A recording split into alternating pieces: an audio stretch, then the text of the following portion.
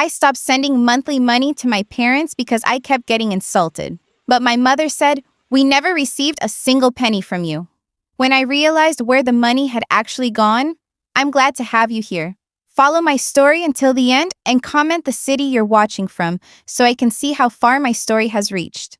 My name is Claire. I'm 34 years old, and for most of my life, I was the daughter who kept the peace.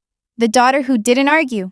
The daughter who smiled through awkward comments and swallowed hurt feelings just to avoid another family fight. Looking back, maybe that was my biggest mistake. The night everything started unraveling was supposed to be an ordinary family dinner. I had driven almost 2 hours after work to visit my parents. It was a Sunday evening, and my mother, Elaine, had insisted the whole family be there. When I walked into the house, I could already hear her laughing, and I knew exactly why. Daniel was there, my younger brother, my mother's favorite person in the world. "Claire," my father called. "You made it." I hugged him, then sat down with everyone else. The evening started the way it always did. Daniel talked. Everyone listened. My mother practically glowed whenever he spoke. He mentioned a new business idea. No actual plan. Just another idea. But you'd think he'd announced a billion-dollar company. "That's exactly the kind of ambition people need," Elaine said proudly. Daniel smiled. I focused on my food. I had seen this movie 100 times before. When Daniel struggled, he was brave. When Daniel failed, he was learning. When Daniel succeeded, he was extraordinary. The rules were always different for him. Eventually, my father asked me about work. "We just finished a pretty big project," I said. "What kind of project?" "Our company partnered with several charities. We raised enough funding to support community housing programs in 3 states. My father nodded. "That's impressive." It turned out better than we expected. I was proud of it. The project had taken almost a year of long hours and constant pressure. Before I could say more, my mother waved a hand. "That's nice, dear." Nice. Just nice. Then she turned to Daniel. "Tell your sister about that investor you met." I stared at her. Daniel immediately launched into another story. An investor he'd talked to at a networking event. No deal, no partnership, just a conversation. Yet somehow, it was more important than a project that had actually helped people. The familiar frustration settled into my chest. I tried to ignore it, but then Elaine looked directly at me. "You know, Claire, this is why Daniel will always do well." I blinked. "What do you mean?" "He's willing to take risks. You're comfortable following instructions." The table went quiet. Even Daniel looked uncomfortable. I laughed once. Not because it was funny, because I couldn't believe she had said it. "Following instructions? You know what I mean." "No, actually I don't." Elaine sighed. "Claire, don't be sensitive." There it was. The sentence I had heard my entire life. Not sensitive when she forgot my birthday, but remembered Daniel's. Not sensitive when she compared my achievements to things he might do someday. I set my fork down, carefully. I've spent 15 years building my career. Nobody spoke. I worked for every promotion and every opportunity. Elaine crossed her arms. "And honestly, I'm tired of pretending it doesn't bother me when you dismiss everything I do." Her eyes widened.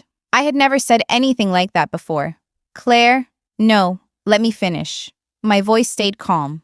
"I call, I visit, I help whenever you need something. I support this family." My father stared at the table. Daniel looked between us. Then I finally said what I'd been thinking for months. "If what I do means so little to you, then I'm done sending money every month." Silence. My mother looked confused. Not angry. Confused? "What money?" I frowned. "The money I've been sending." She stared at me. Then she laughed. A short, bewildered laugh. "Claire, what are you talking about?" "The monthly transfers." She slowly shook her head. "We've never received any monthly transfers from you." For a moment, nobody moved. I looked at my father. He looked just as confused. "We never received a single penny from you?" Elaine said. And suddenly, the argument wasn't about favoritism anymore, because I knew exactly how much money had left my account over the past 3 years. And if my parents hadn't received it, where had it gone? My mother's words followed me the entire drive home. "We never received a single penny from you." I must have replayed that sentence 100 times. At first, I thought there had to be some misunderstanding. Maybe my father had forgotten. Maybe my mother didn't know about the transfers. Maybe there was some simple explanation. But the more I thought about it, the less sense it made. By the time I got home, I wasn't angry anymore. I was confused, deeply confused. I opened my laptop before I even changed clothes. I logged into my bank account, then I started scrolling, month after month, year after year. There they were, every transfer, right on schedule. The amount had changed over time as my income increased. At first, it had been a few $1,000s every month, then more. I remembered why. My father had retired earlier than expected. Medical expenses had started piling up. My mother had mentioned financial stress during one of our phone calls. Daniel had volunteered to coordinate everything. "You don't need to worry about the details," he'd told me back then. "I'll make sure Mom and Dad get everything they need." At the time, I was grateful. I worked long hours. Daniel lived closer. It seemed practical. Now that conversation sounded very different. I grabbed a notebook and started adding numbers. The total kept climbing. 20,000, 50,000, 100,000. I stopped and recalculated, then calculated again. My stomach tightened. The final number sat on the page, just over $200,000. For several seconds, I simply stared at it. 200,000. That wasn't a mistake. That was years of support, years of trust, years of believing I was helping my parents. My phone buzzed. Rachel. I almost ignored it. Rachel was one of my closest coworkers and one of the few people who knew how stressful the last few months at work had been. I answered, "Please tell me you're not working right now," she said. I laughed despite myself. "I'm trying not to."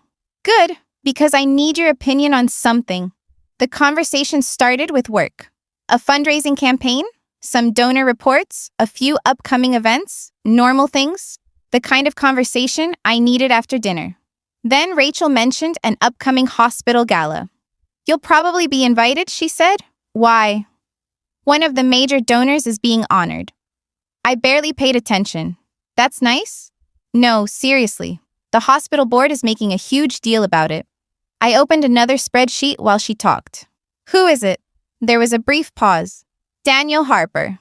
My hand froze above the keyboard. "What?" "Daniel Harper. Isn't that your brother?" I sat upright. "Why are you asking about him?"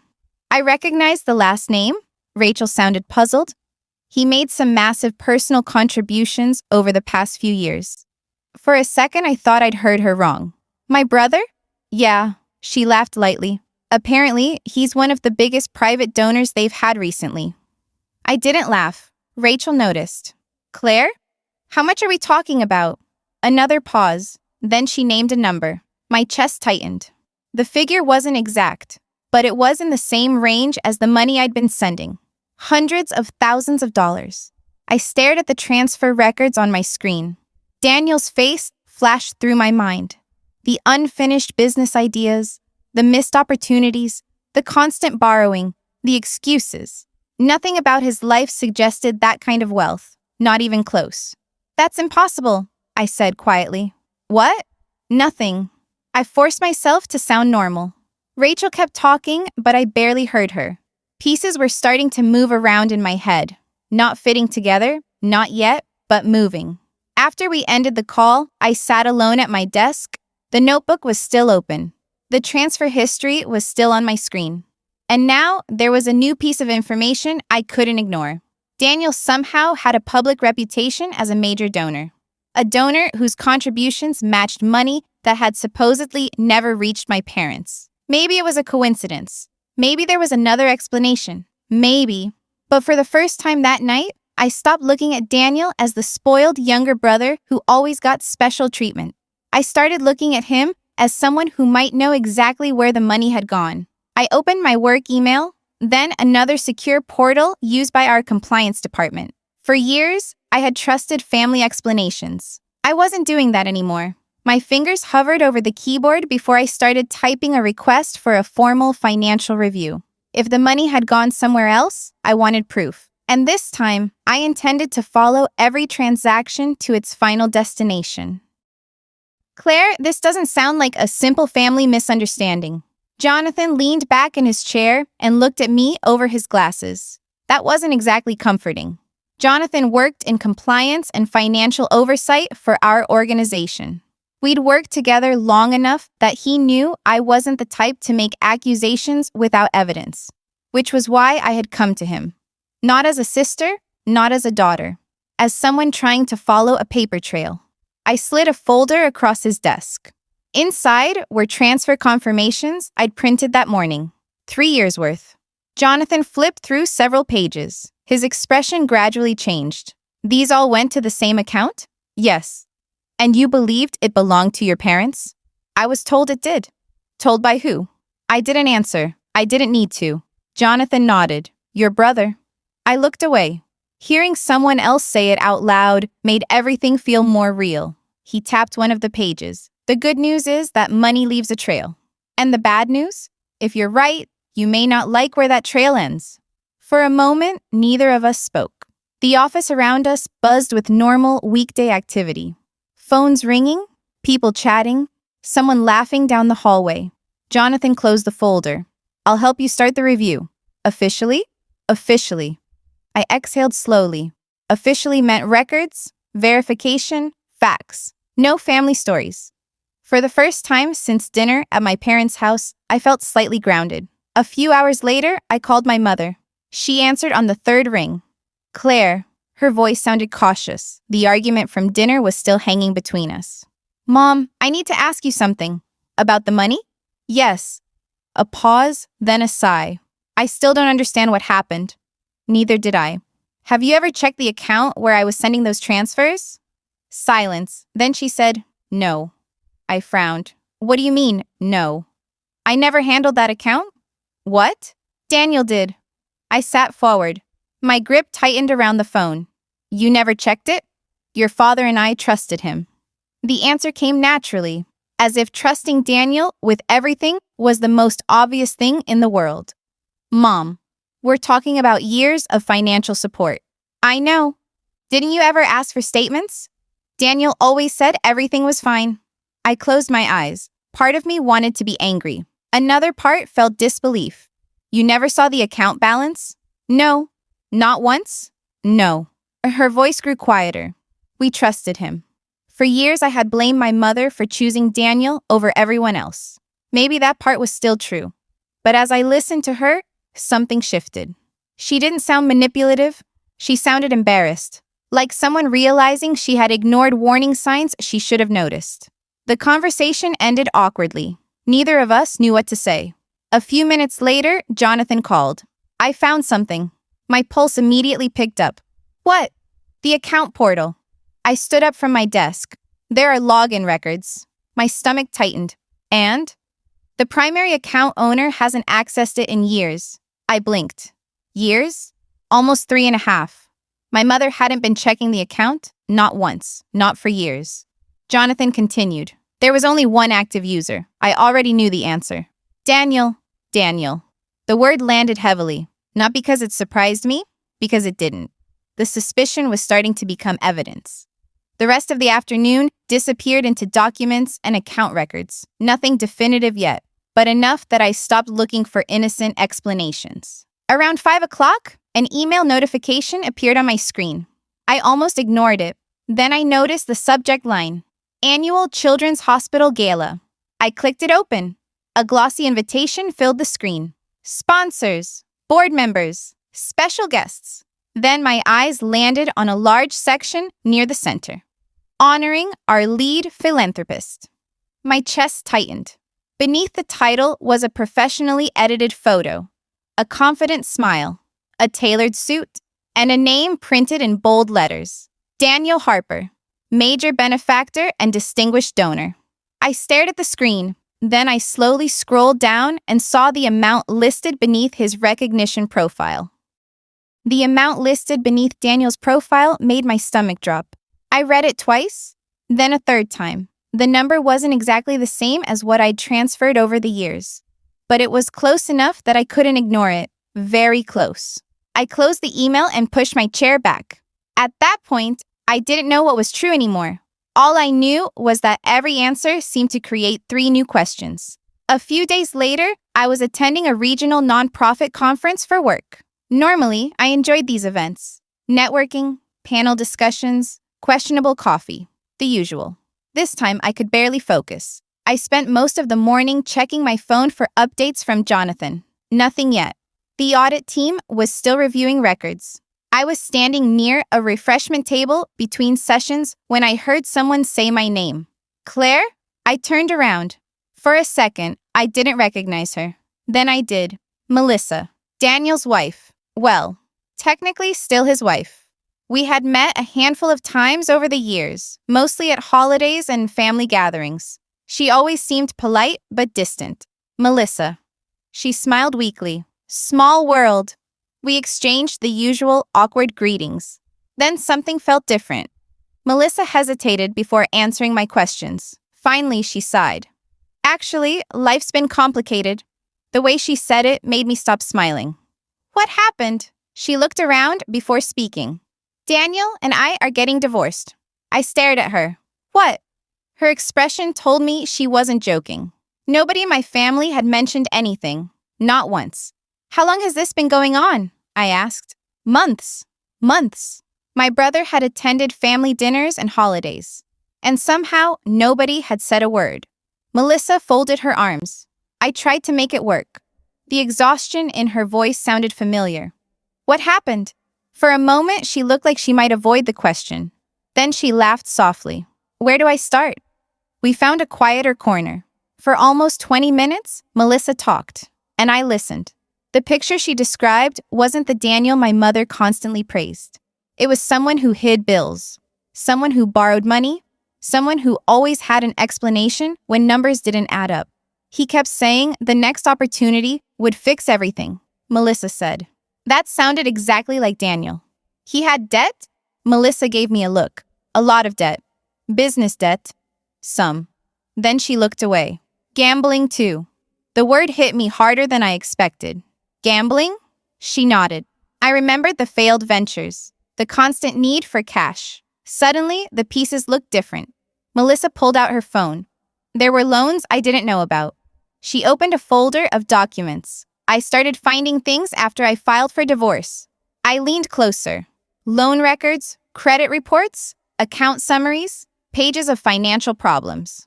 Melissa scrolled through them, then suddenly stopped. Her expression changed. What? She zoomed in on one transaction list, a series of deposits. Monthly, consistent, for years. My pulse picked up. What are those? I don't know. She frowned. I never figured it out. The deposits appeared again and again. Different amounts. Same pattern. The timing looked familiar. Very familiar. Melissa turned toward me. Why are you looking at that like that? Because I had spent hours staring at transfer records, and those deposits looked disturbingly similar to the money I had been sending. Not identical, but close enough that my heart started racing. Melissa studied my face. Claire. I met her eyes. I think those deposits might matter. Neither of us spoke for a moment. The noise of the conference continued around us. Yet, it suddenly felt far away. For the first time, I didn't feel like I was investigating this alone. What are you thinking? She asked quietly. I glanced at the transaction history again, then back at her. I think we need to compare records. She nodded immediately, no hesitation. Just a small, determined nod. In that moment, something shifted. We weren't strangers connected by Daniel anymore. We were two people trying to understand the same mystery. My phone vibrated. A new message appeared on the screen. Jonathan. The preliminary audit is complete. Full findings will be sent tonight. I didn't wait until I got home. The moment the final conference session ended, I found a quiet corner in the hotel lobby and opened Jonathan's email. There was a PDF attached. 32 pages. My pulse immediately sped up. For a second, I just stared at the file. Part of me still hoped this would all turn out to be a misunderstanding. A terrible misunderstanding. Then I opened it. The first few pages were exactly what I expected. Transaction records, dates, account numbers, transfer confirmations. Every payment I had sent over the years was listed. Every single one. I kept scrolling. The report followed the money step by step. No assumptions, no guesses, just documented movement. My stomach tightened as the pattern became clear. The account I believed belonged to my parents had never really functioned as their account. It was controlled almost entirely by Daniel. Access records proved it. Login histories proved it. Authorization records proved it. I kept reading. The further I went, the quieter everything around me seemed to become. People were walking through the lobby. Someone nearby was laughing.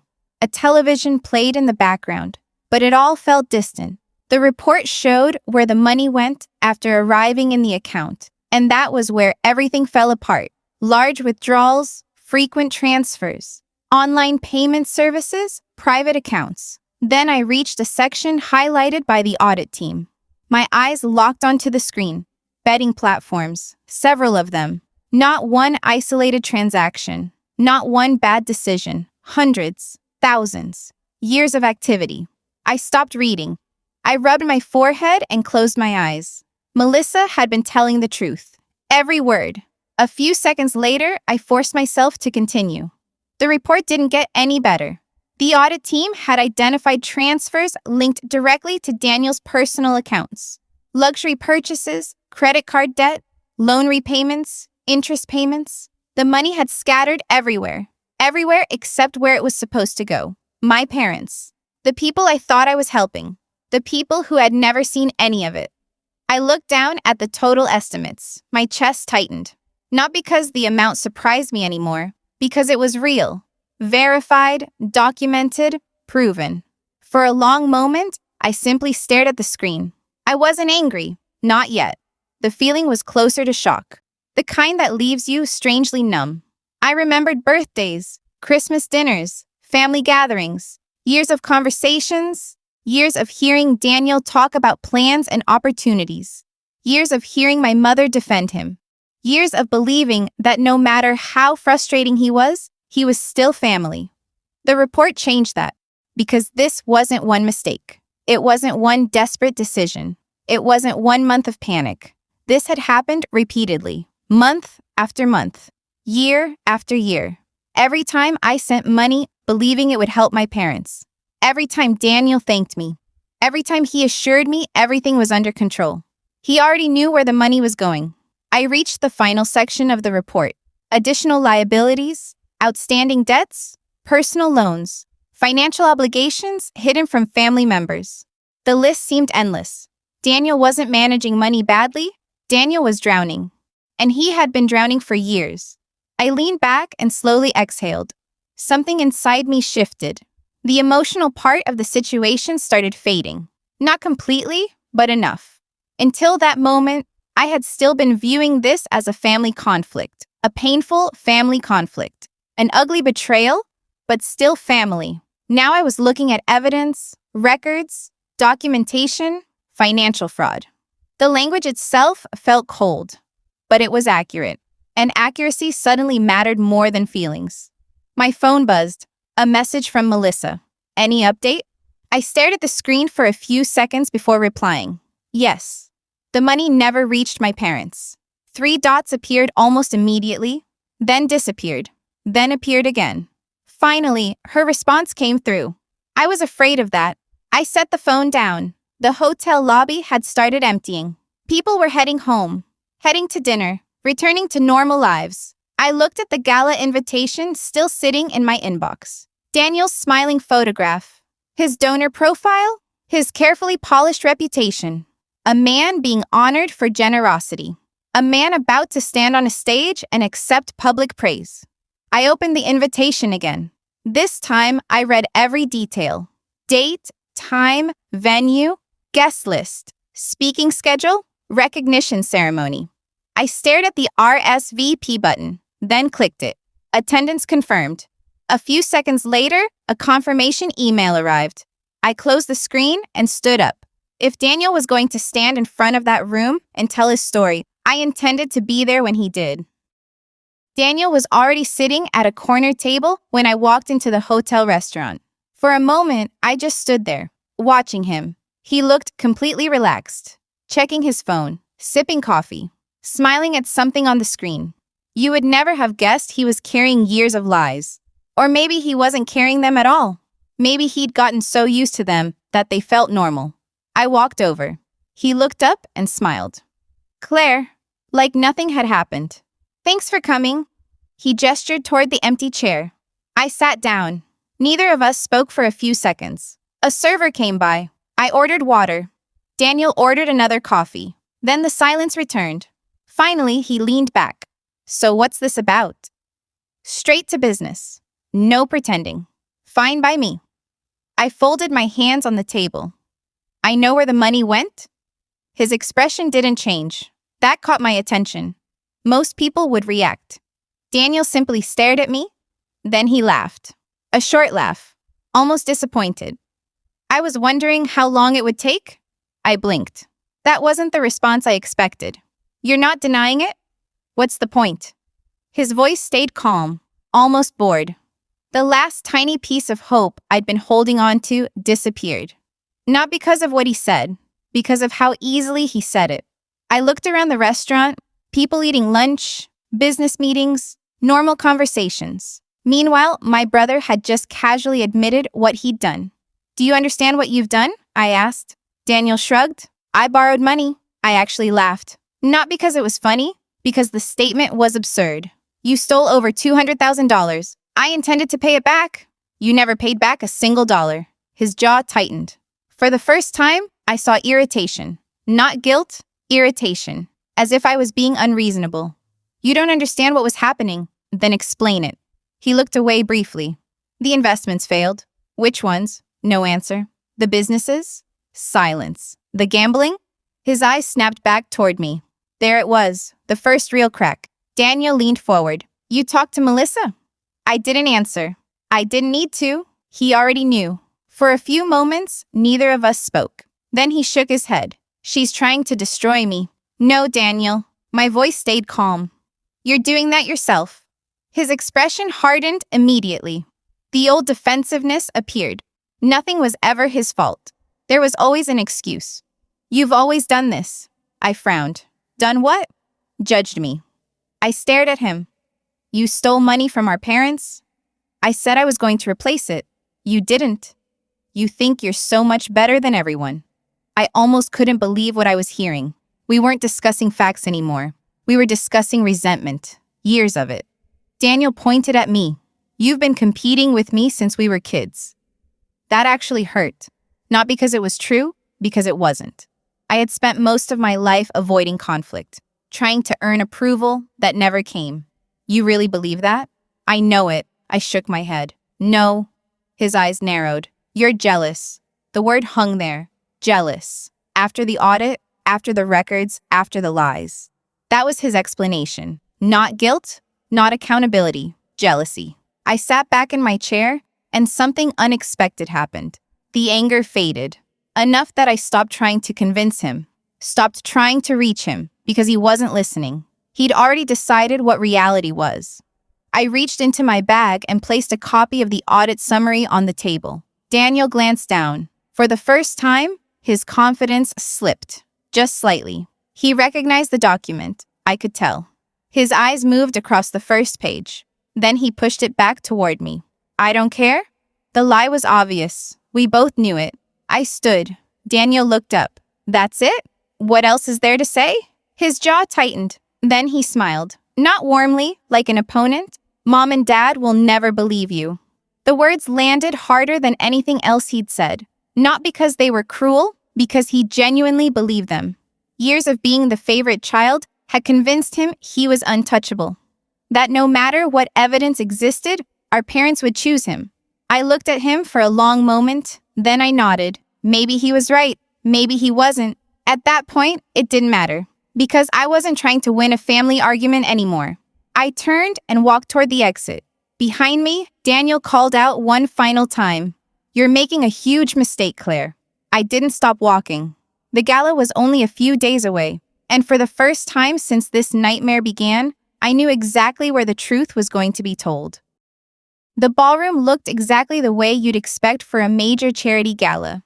Elegant decorations, soft music, servers moving through the crowd with trays of drinks. The kind of event where everyone smiles for photos and talks about generosity. I arrived early. Not because I was excited to be there, because I wanted time to think. Time to make sure I was doing the right thing. I checked in and found my table. Then I saw Melissa. When she noticed me, she walked over. "You came?" I nodded. "So did you?" She gave a small smile. I wasn't going to miss this. Neither of us said much after that. We both knew why we were there. Soon, the room filled with board members, donors, hospital staff, and local business leaders. The atmosphere felt warm and celebratory, which somehow made everything worse. Then I saw my parents. My mother immediately spotted me. Her expression tightened. Not angry, nervous. She crossed the room quickly. "Claire." "Hi, Mom." She lowered her voice. "We need to talk." "I'm listening." "Not here." I folded my arms. "Why?" She hesitated. That alone told me enough. "Daniel told me you two had an argument." I almost laughed. An argument. That was one way to describe it. "Please don't do this tonight," she said softly. There it was. Not concern about what happened. Concern about where it might happen. I looked at her carefully. "Did he tell you about the audit?" Her face changed immediately, just for a second, but I caught it. "He says you're misunderstanding things." Of course he did. Before I could answer, my father walked over. Thomas had always been the quiet one, the peacemaker, the man who avoided conflict whenever possible. "Everything okay?" he asked. Nobody answered. His eyes moved from me to my mother, then back to me. Something about him felt different. More serious, more alert. My mother touched his arm. "We should sit down." But Thomas didn't move. Instead, he looked directly at me. "Claire." "Yeah?" "If you have something to say tonight." He paused. My mother immediately turned toward him. "Thomas." But he continued anyway. "Then say it." The words caught me completely off guard. Even my mother looked stunned. "I know exactly what I'm saying," he added quietly. For the first time in years, my father wasn't avoiding the tension. He was facing it. Before anyone could continue, movement near the entrance caught my attention. Daniel had arrived, and for the first time since this started, he didn't look confident. He was dressed perfectly, the image of a successful donor. But his eyes kept moving, scanning the room, checking faces, checking me. The moment he saw Melissa standing beside me, his jaw tightened. Only for a second. Then the public smile returned. Guests took their seats. The program began. Daniel spent the next 20 minutes shaking hands, accepting compliments, and posing for photos. Yet every few minutes, I caught him looking toward our table. Toward me. Toward Melissa. Toward my father. Like he was trying to calculate something. The tension kept building. Slowly. Quietly. The audience laughed during opening remarks. People applauded. Wine glasses clinked. But at our table, almost nobody touched their food. My mother sat rigidly. Daniel barely spoke. Melissa watched the stage. My father sat unusually still. And I waited. Eventually, the master of ceremonies stepped onto the stage. The room settled. A large screen lit up behind him. The evening's major donors were introduced one by one. Then came Daniel. A polished video filled the screen. Photos, achievements, stories about generosity and community leadership. The audience loved it. Applause filled the ballroom. Daniel stood and waved. Then the host returned to the microphone. "Before we continue," he said, "we'd also like to recognize someone whose work has helped make many of our community programs possible." I frowned. That wasn't listed in the schedule. The host glanced down at a card, then smiled. "Claire Harper, would you please join us on stage?" My name echoed through the ballroom. For a second, nobody at my table moved. Neither did I. The host smiled politely, waiting. Around me, people began clapping, just enough to encourage me toward the stage. I looked at Melissa. She gave me a small nod. Then I looked at my father. Thomas met my eyes and nodded too. That was all I needed. I stood and walked toward the stage. The room seemed strangely quiet despite hundreds of people being there. Every step felt heavier than the last. When I reached the podium, the host shook my hand and stepped aside. I glanced across the ballroom. Board members, donors, hospital staff, my parents, Melissa and Daniel. Daniel was staring directly at me. His smile was gone. I adjusted the microphone. For a moment, I simply stood there, collecting my thoughts. Then I spoke. Thank you. My voice sounded steadier than I felt. I honestly wasn't expecting to be called up here tonight. A few people laughed softly. The tension eased for a second. I've spent most of my career working with nonprofit organizations, community programs, and fundraising projects. I paused. One thing I've learned is that trust matters. The room became still again. People donate because they believe their money will help someone. Several heads nodded. Organizations survive because communities trust them. I could feel Daniel watching me, but I didn't look at him. And when that trust is broken, the damage goes far beyond money. The room had gone completely silent. I took a slow breath, then continued. There is something important that needs to be corrected tonight. A few confused expressions appeared around the room. For the past several years, I believed I was sending financial support to my parents. My mother's eyes widened. My father lowered his gaze. I recently learned that money never reached them. Murmurs spread across the ballroom. Daniel's jaw tightened. Still, he said nothing. The funds were redirected without my parents' knowledge. Now the whispers grew louder. This was no longer a celebration. It was a room full of people trying to understand what they were hearing. I finally looked toward my family. My mother looked shocked, embarrassed, heartbroken. And for the first time, I felt protective of her. Not angry, protective. I turned back toward the audience. I want to be very clear about something. My parents did not know this was happening. The room quieted again. They never received the money. My father did not authorize it. My mother did not request it. They trusted someone they loved. Those words landed heavily, because everyone understood what I wasn't saying. I continued. An independent financial review traced the transfers. No emotion, no accusations, just facts.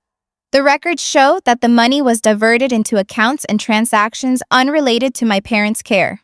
The ballroom felt frozen. Nobody was eating. Nobody was talking. Every eye was focused on the stage, or on Daniel, probably both. I saw board members exchanging looks, hospital administrators whispering to one another. People were putting pieces together, fast. For years, one version of the story had existed. The successful son, the generous donor, the family hero. Now another story was standing beside it. And unlike the first one, this version came with documentation. I looked down briefly, then back up. This isn't easy to discuss. But truth matters. My voice softened slightly. And protecting innocent people matters. I glanced toward my parents again. My mother was crying quietly. My father had his hand over hers. Neither of them looked at Daniel. Not anymore. Something shifted in my chest. Not triumph, not victory, relief.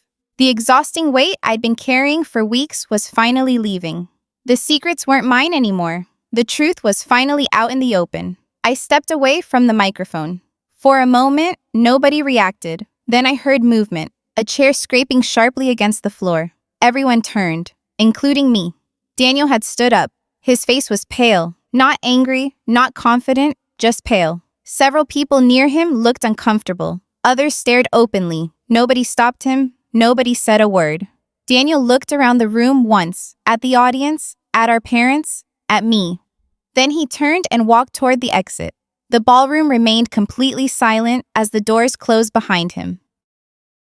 The ballroom doors had barely stopped swinging when I handed the microphone back and stepped off the stage. The room was still buzzing, not loudly, just hundreds of quiet conversations happening at once. Questions, speculation, shock. I made it halfway across the lobby before I heard someone behind me. Claire. I knew the voice immediately. Daniel. I turned around. He was standing near the entrance, breathing harder than he should have been. The confident public image was gone. So was the polished smile. For the first time in years, he looked cornered. You happy now? He asked. I stared at him. Several guests were moving through the lobby, pretending not to listen while clearly listening. I lowered my voice. This isn't about being happy. Really? He laughed bitterly. You just destroyed my life in front of hundreds of people. The irony almost took my breath away. Destroyed his life. Not stole money, not lied, not manipulated our parents. Destroyed his life. I shook my head. No, Daniel. His jaw tightened. You did that yourself. He took a step closer. You could have handled this privately. I tried. You wanted revenge. I wanted the truth. His eyes flashed with anger. For a second, I thought he might keep arguing. Instead, he pointed toward the ballroom. Do you know what people are saying in there? I looked past him at the closed doors. No. Good. The bitterness in his voice was impossible to miss. Then he laughed again. A tired laugh. Less angry, more desperate. You always wanted mom and dad to choose you. That old accusation again. The same story he'd been telling himself for years. I felt strangely calm. You're wrong. He looked at me. I stopped competing a long time ago. For a moment, neither of us spoke. Then I added something I hadn't fully realized until that second. I never wanted them to choose me. His expression shifted, slightly. I just wanted them to see me. That landed, I could tell. Not because he agreed, because he looked away. The conversation was over. We both knew it. Not solved, not healed, over. Daniel shook his head once. Then he turned and walked toward the parking area without another word. I watched him disappear through the glass doors. And that was the last time I saw him for quite a while. A few minutes later, I found my parents sitting in a quiet corner near the back of the venue. My mother looked exhausted. My father looked older somehow. When I approached, neither of them spoke immediately. I sat down across from them. The silence wasn't hostile, just heavy. Finally, my mother looked up. Her eyes were red. Is it all true? The question hurt more than I expected. Not because she doubted me, because she sounded afraid of the answer. I nodded. Yes. She swallowed hard. And the records? They're real. My father rubbed his forehead. Then my mother asked quietly, How long? I already knew what she meant. Years. She closed her eyes. I watched her shoulders slump. For most of my life, my mother had defended Daniel automatically, without question. Now that certainty was beginning to crack. I trusted him, she whispered. Nobody argued, because it was obvious. She had, completely. My father finally spoke. We both did. That surprised me. For once, he wasn't standing on the sidelines. My mother stared down at her hands. Then she said something I never expected to hear. Maybe I should have listened to you more. The words were quiet, almost fragile, but they were real. And for a moment, I couldn't respond. Not because I was angry, because I wasn't. I was tired. So incredibly tired. Yet beneath that exhaustion was something else. Relief. The truth was finally sitting where it belonged. In the open. Shared by everyone. Not carried by me alone. My mother reached across the table. Tentatively. Like she wasn't sure how I'd react. I let her take my hand. Neither of us cried. That small gesture said enough. The evening eventually ended. People went home. Questions remained unanswered. But the pretending was over. And that mattered. A few days passed. The calls from family members started, then stopped. The hospital launched its own review. Melissa continued moving forward with the divorce. Life kept moving. Slowly, messily. One morning, my father called. His voice sounded unusually serious. Your mother went to the bank today? I sat up straighter. Why? There was a pause on the other end of the line. Then he answered. She said she wants to see everything for herself. My father's call stayed in my head the rest of the day. Your mother wants to see everything for herself. That might not sound like much, but for my family, it was huge. For years, my mother had accepted whatever Daniel told her, not because she was careless, because she trusted him, completely. A week later, the three of us sat together in a small office at the bank. Just me, my parents, and a financial advisor. Stacks of statements sat on the table. Transaction histories, account records, transfer logs. Nothing dramatic, just paperwork. The kind of paperwork that quietly changes lives. My mother spent almost an hour reading. At first, she barely reacted. Then she started asking questions, simple ones. What is this account? When was this opened? Why wasn't I notified? The advisor answered patiently. My father stayed mostly silent. When my mother finally reached the records showing years of transfers moving through accounts controlled by Daniel, she stopped turning pages. Her hand rested on the paperwork. She stared at it for a long time. Eventually, she looked up, not at the advisor, at me. And for the first time since all of this began, I saw something I hadn't expected. Regret. Real regret. I'm sorry. The words came quietly. My mother swallowed. I should have paid attention. Then she said something that hurt and healed at the same time. I spent so many years looking at Daniel. She paused. That sometimes I forgot to look at you. I couldn't think of a perfect response. There wasn't one. So I just nodded, because that was enough. Not enough to erase everything, but enough to start. The investigation into Daniel didn't disappear. Neither did the consequences. The hospital completed its review. Several organizations started asking questions. Lawyers became involved. People who had once lined up to shake his hand stopped returning his calls. I didn't follow every detail. At some point, it stopped being my job. Melissa finalized the divorce several months later. We met for coffee once, after everything was over. For years, we'd barely known each other. Now we talked more honestly than most family members ever had. She seemed lighter, still hurt, still rebuilding, but lighter. I should have left sooner, she admitted. I smiled sadly. I've said the same thing about a few situations. She laughed. A real laugh that time. Then we changed the subject. And that felt healthy. My parents and I focused on practical things. New accounts, new safeguards, shared access, monthly reviews, just transparency. The kind that should have existed from the beginning. For years, I had been the daughter who quietly supported everyone from a distance. Now my parents actually called me. They asked questions. They listened. Sometimes conversations got awkward. Sometimes there were long pauses when Daniel's name came up. Healing wasn't neat. Families rarely are. But things were changing. Slowly. Almost a year passed. Life settled into something recognizable again. Not perfect, just real. One afternoon, the hospital invited several donors and community partners to a dedication ceremony. My parents came with me. The ceremony ended and everyone drifted toward a large donor plaque mounted near the entrance. Names covered the metal surface. Organizations, families, individuals. My mother stood beside me, looking quietly at the plaque. Then she pointed. There's your name. I smiled. It wasn't the largest donation, but it was there. Part of something real. My father nodded. You earned that. People moved around us, talking, taking pictures, living their lives.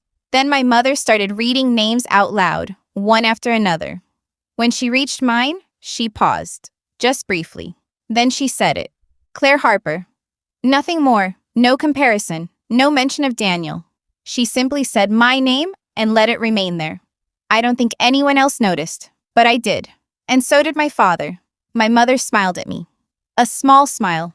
A tired one, but a genuine one. We turned and walked toward the parking lot together. And for once, it didn't feel like I was walking behind someone else's story. If you were in my position, would you have exposed the truth at the gala or handled it differently? I'd love to hear your thoughts and tell me where you're watching from.